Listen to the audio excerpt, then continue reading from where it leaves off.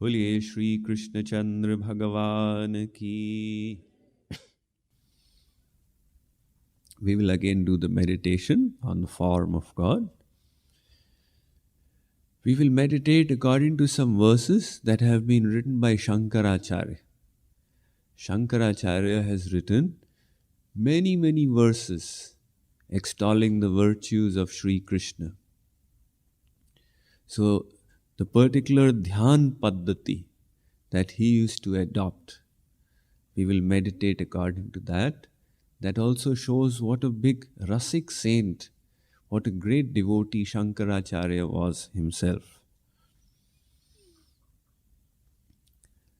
So again, as I keep describing, you will bring that image before your eyes and you will feel that God is present before you and you are seeing Him, you are touching Him, you are serving Him.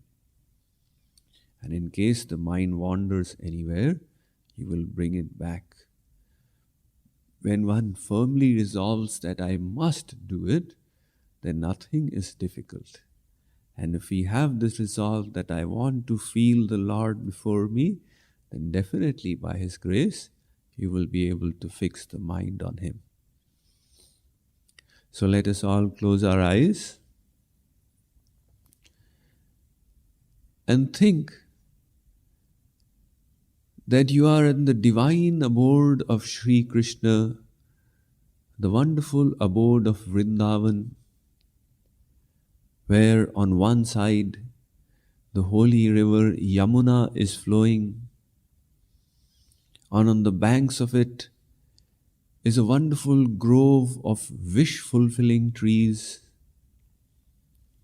Under one of these big trees, Shri Krishna is seated. There's wonderful green grass all around. And Shri Krishna's cowherd friends, his eternal associates who have descended from Golok, they are seated along with him. There is a wonderful aroma in this forest. You are observing Shri Krishna and his friends with your eyes. Shri Krishna is seated in the cross-legged fashion. He has a light blue complexion, like that of a rain cloud. His curly hair are covering his ears and even falling on his face. On his head, he is wearing the crown with the peacock feather. He has big eyes which are almost reaching his ears. From his ears, earrings are dangling. He's got slightly reddish lips and there is a mild smile on his face. He appears to be dispelling the darkness of Kalyug with his divine form. He is wearing his famous pitambar or yellow-colored clothes. He's got a variety of ornaments on him. Various garlands of beads are hanging from his neck, and the garland of flowers, one mala, is also hanging. And he is wearing special bangles, kankan, around his wrists, ankle bells around his ankles. These garlands are effulgent and they seem to be dazzling. And with your eyes you are observing the effulgence of Shri Krishna's ornaments. But in front of Shri Krishna's effulgence, even they seem to be fading out. There's such a halo that is emanating from Shri Krishna's divine body. And the bliss of divine love is flowing from every pore of his body. And you are observing the Supreme Lord, the Master of unlimited universes, the Creator of this entire creation. He is seated there in front of you in his most wonderful, enchanting form as Shri Krishna. his cowherd boys, they are seated around him. They do not think of Shri Krishna as the Lord, they look on him as their own friend, and they are reciprocating with him in that way. They are joking amongst each other, playing with each other. They have come to graze the cows in the forest, so the cows are standing around.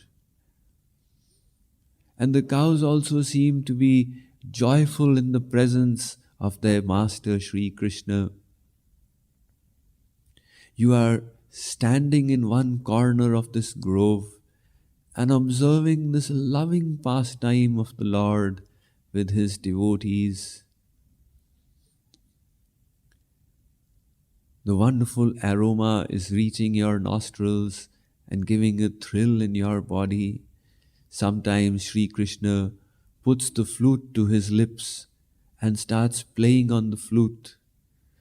And the sound of that flute enters your ears, and your mind becomes restless and goes to the lotus feet of Shri Krishna. And your heart is filled with this emotion that He alone is mine. I am His. I am an eternal fragment of His. My only goal in life is to love Him and to serve Him forever and ever. Standing in one corner, you are drinking the nectar of His divine form with your eyes, and you are desiring within your mind, I wish I could worship Him today. Shri Krishna seems to have read your mind, and with his hands he's summoned you to come closer to him. Now you have come right in front of where the Lord is sitting on the ground in the cross-legged manner with his friends. You've bowed down to him, and Shri Krishna, with his head giving a nod, appears to have given you the permission. All right, yes, you may worship me. So you had brought all the worship material with you, as you do to the deity that you keep in your house. So you have begun the worship. You've taken a flower garland in your hand, and you've placed it around Shri Krishna's neck. And he is looking so beautiful with those rose flowers, jasmine flowers of the garland. And you had also bought a necklace of diamonds and beads. So you have taken that necklace in your hands and you have placed it around Shri Krishna's neck. Now that necklace is resplendent, and with the effulgence of Shri Krishna's divine body, it has become even more effulgent. You have taken some tulsi leaves and placed them at the lotus feet of Shri Krishna. You had ground some sandalwood paste and brought it. You are applying it on Shri Krishna's forehead. And that sandalwood is sending a coolness throughout Shri Krishna's body. And through seeing his pleasure, your pleasure is increasing manifold. And the cowherd boys, they are all watching. The entire Leela has come to a stop as everyone is waiting while you are worshipping your Lord. And you have now started applying sandalwood on the body of Shri Krishna, applying it on his long arms, his light bluish tinged arms. You're covering them with light sandalwood. And in this way you are also getting the divine touch of the Supreme Lord. And that divine touch is giving you intense happiness. You're applying the sandalwood on Shri Krishna's shoulders, on his chest, and he is smiling away, accepting that service of yours. You have taken the chandan sandalwood paste and have begun applying it to the lotus feet of Shri Krishna, where you had placed the tulsi, and you're marveling at your good fortune to be able to serve the lotus feet of the Lord. Now you had also bought some kumkum, and you have taken it in your hands, and you are applying the tilak on Shri Krishna's forehead with that kumkum over the sandalwood that you had applied.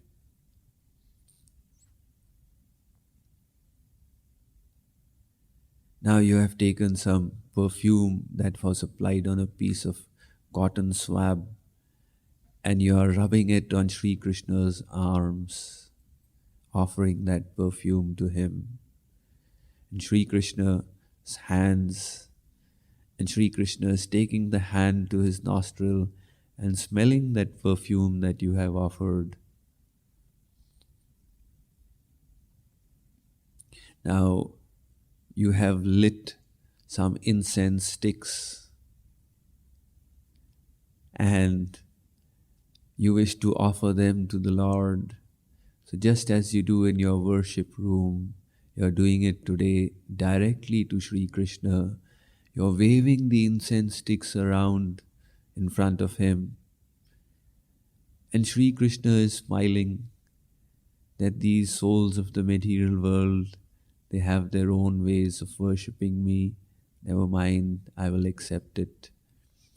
So you are offering those incense sticks in a circle around Shri Krishna, and you have then put the stick in the ground near him.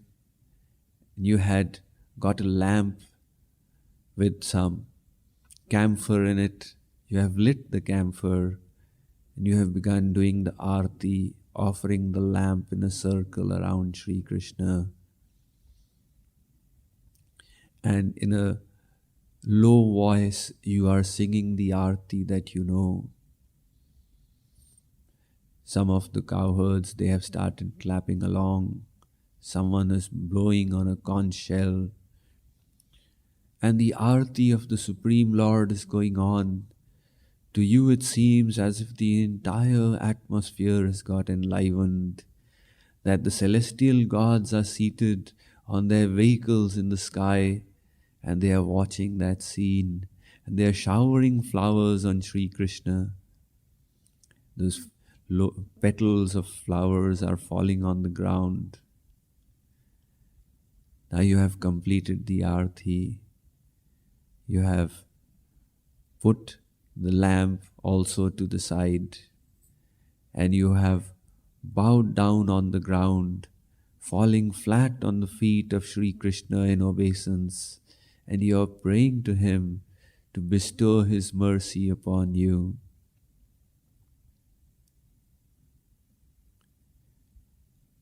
You're feeling the touch of Shri Krishna's hand on your head. He's patting your head as if offering his blessings to you, and he's lifting you up from the ground with his hands. You're feeling full of gratitude towards him for this opportunity. Now you have taken the worship material and again gone and sat on the side. And the Leela, divine pastime of Shri Krishna that was going on, is again continuing. He's interacting with his friends. They had brought some eating material. Their mothers had packed it for them, for they were to graze the cows in the forest all day long.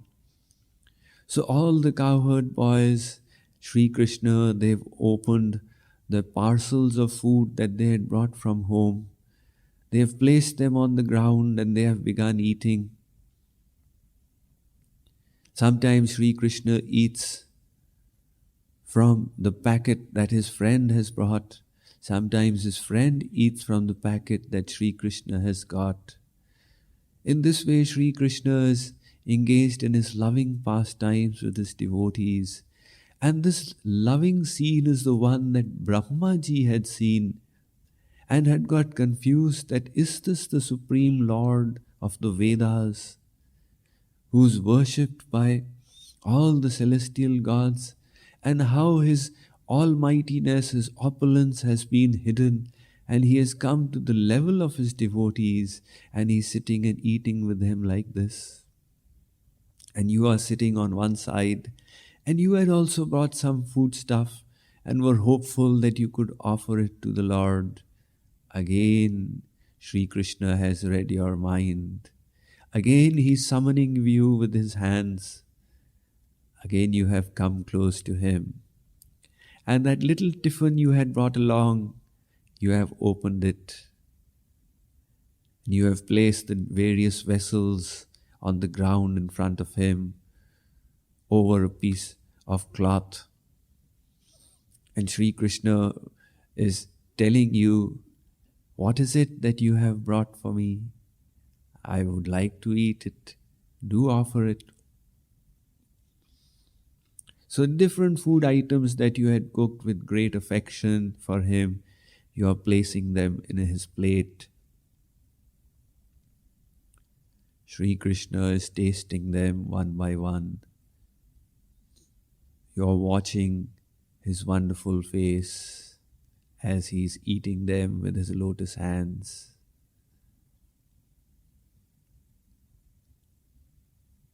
And having satisfied him, you are feeling totally satisfied yourself. Nevertheless, nature of love is it's ever increasing. Now you are developing the desire. I wish I could feed Shri Krishna with my own hands. Again, Shri Krishna reads your mind and he looks at you and smiles. So now, with your own hands, you have taken the chapati, you've dipped it in the dal, you have put some sabzi, some vegetable in between, and you have taken that morsel and placed it in Shri Krishna's mouth. Shri Krishna has opened his mouth. And you put it in his mouth, fed him with your own hands. And in the process, his divine lips, you have had the divine touch of his lips. Again, you are taking the chapati, feeding him the different items that you had brought, the different sweets that you had brought. And for quite a few minutes, you're feeding him with your hands. The cowherd boys around are amazed. They're seeing how this tiny soul has got such a wonderful service. And with all the affection, you're continuing the process. And Shri Krishna is accepting that Shri Krishna who rejected the wonderful feast that Duryodhana had prepared for him and went to the house of Vidur and ate the simple banana peels that Vidurani had offered. Now he is accepting your food stuff also because you have made it with so much of love for him. Shri Krishna is indicating that his stomach is full. So you have taken the vessels aside, taken a bowl of water, and you're washing Shri Krishna's hands, pouring the water on his hands. You have offered a towel to him to dry his hands. Shri Krishna has dried his hands. You have closed all your vessels, and carrying them, you have again gone and sat to the side. And Shri Krishna has had a nice meal. The cowherd friends have had a nice meal. So now they are resting. Shri Krishna is inclined on the tree. And they are all resting there and keeping them in that position, keeping that form of Shri Krishna resting against the tree. You have now turned away from there and you're proceeding out of that grove.